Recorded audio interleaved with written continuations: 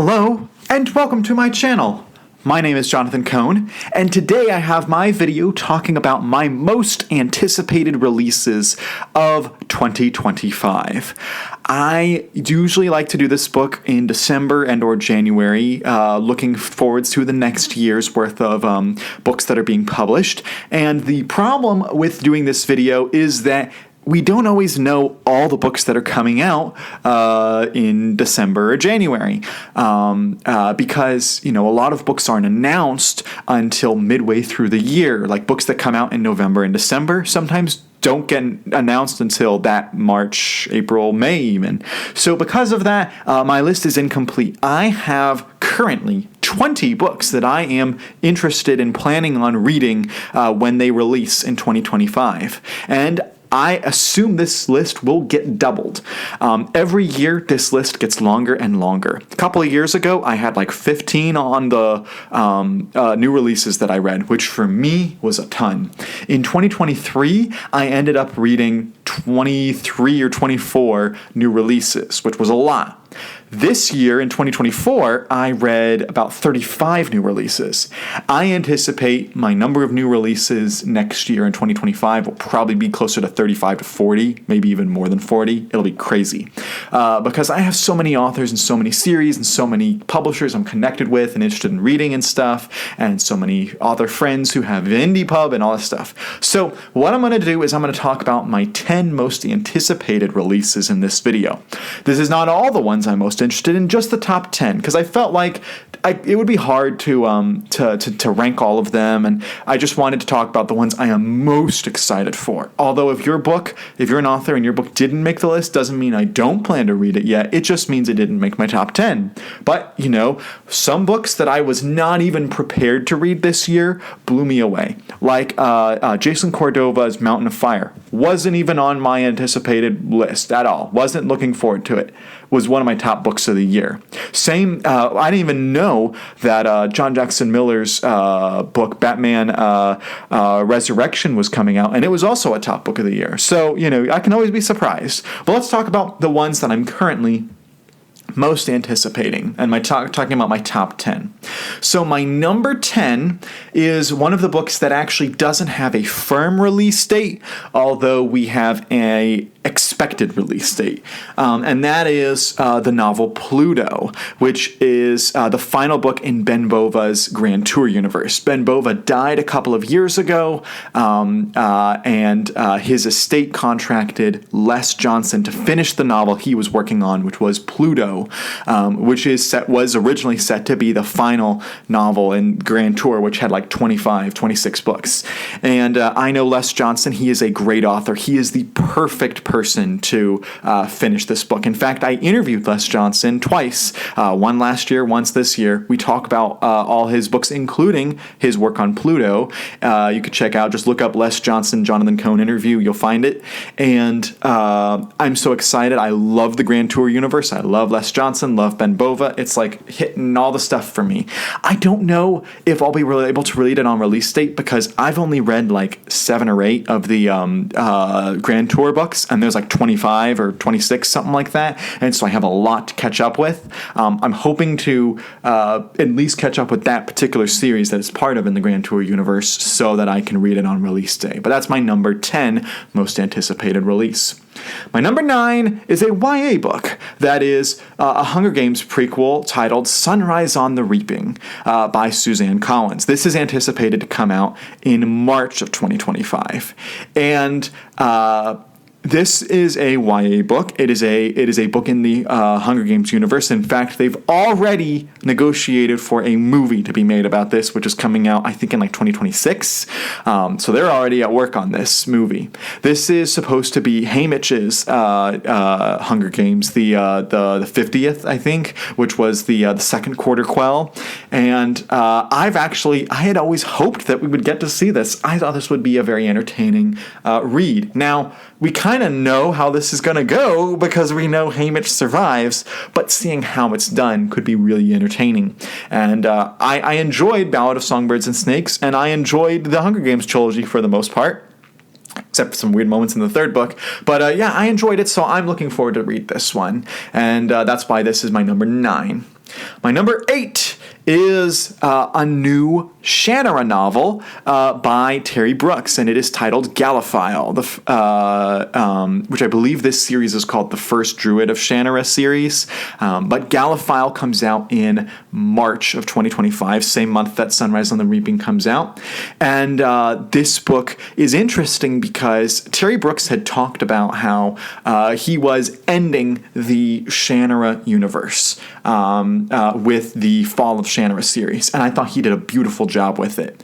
I would have done it a little bit differently at times, but really I think he did a great job with the Fall of Shannara. And he said, all right, the universe is done, we're not going forward in the universe.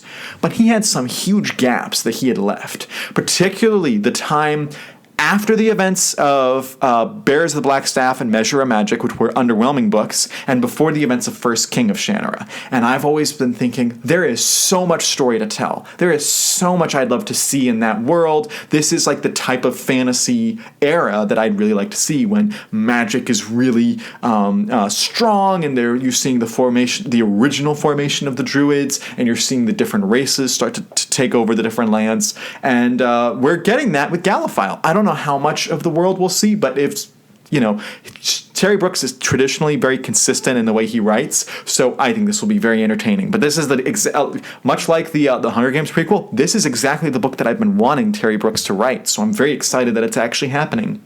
So that's my number 8.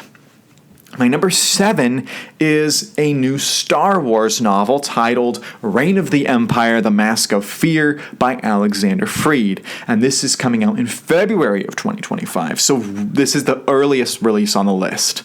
The first new release I'll plan to read next year. And I am really excited for this book because it's dealing with politics. It's dealing with characters that I love, like Bail Organa and Mon Mothma and Saw Gerrera. It's an era that I love. It's supposed to be thematically tied to Andor. It's obviously not going to be directly tied as much, or they'll have some Easter eggs, but it's not going to do too much with Andor, but it's going to thematically tie with it. And it's the first of a trilogy with different authors that are coming out once a year. So 2025, 2026, 2027. And so I'm really looking forward to seeing what Alexander Freed does with this book.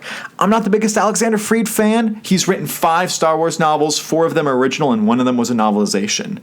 I did not care for the 4 that he wrote, and the novelization I thought was amazing. So he has a weird track record with me. And it's not just that the novelization was like not his story, it was that he added so much to it that it made it so good. And the storytelling was very political in that book, and so I'm hoping that he carries over his strengths with the Rogue One novelization into The Mask of Fear, and I'm really, really excited to read this. I think that this will be a fresh book that a lot of Star Wars fans will really enjoy.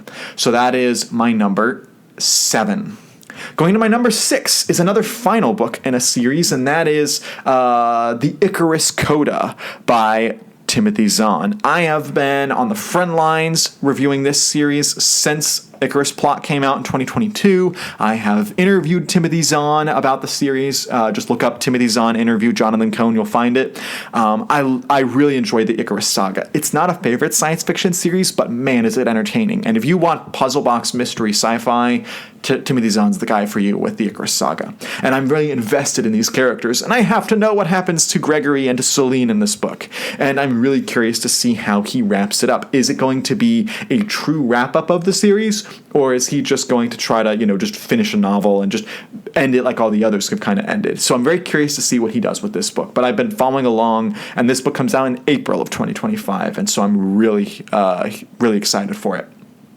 My number 5 most anticipated release of next year is another one that's coming out in March. March is a stacked month for releases. We got Hunger Games, we got Gallifile from Shannara, and we've got The Martian Contingency from Mary Robinette Kowal. This is the 4th book in the Lady Astronaut series.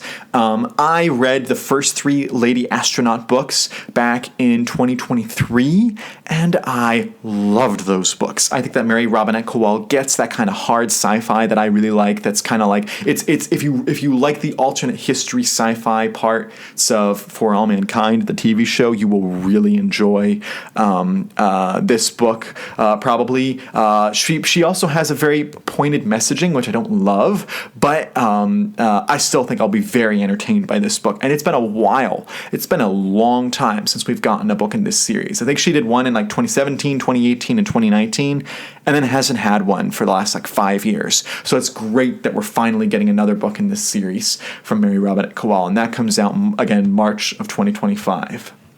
The next book on the list doesn't have a specific release date, but we know it's coming in 2025, specifically in the fall, and that is John Jackson Miller's Batman Revolution, which is the second book in his Batman 1989 series.